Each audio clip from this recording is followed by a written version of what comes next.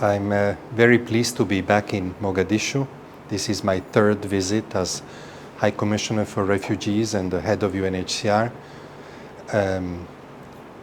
I come here to express solidarity with the people of Somalia, with the government of Somalia that are going through a difficult moment.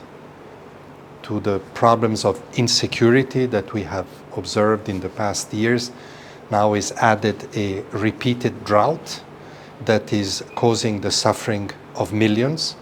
And on behalf of the United Nations, on behalf of the international community, I want to say that we will continue to support the Somali people and the Somali government respond to these multiple crises.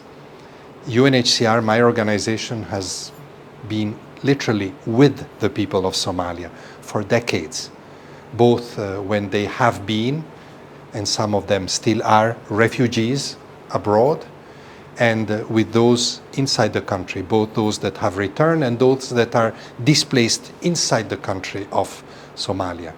More than 3 million are displaced, and we are part of the United Nations effort to help them. I am very pleased that I had an excellent discussion with President Hassan Sheikh. It was very constructive. We agreed, of course, I agreed that we will continue to call on the international community to provide more resources for the humanitarian response inside Somalia. And as the government makes very important effort to expand the security for the people of Somalia, this will also give more access to humanitarian organizations to help the government bring relief to those who are suffering hunger, displacement, and other forms of hardship. I'm also very pleased that we discussed with the President what to do next, what to do for the medium and long term. Somalia cannot face this crisis all the time. We need to think of how to make the people more strong and resistant to crisis. And I'm happy that the government has strategies for that.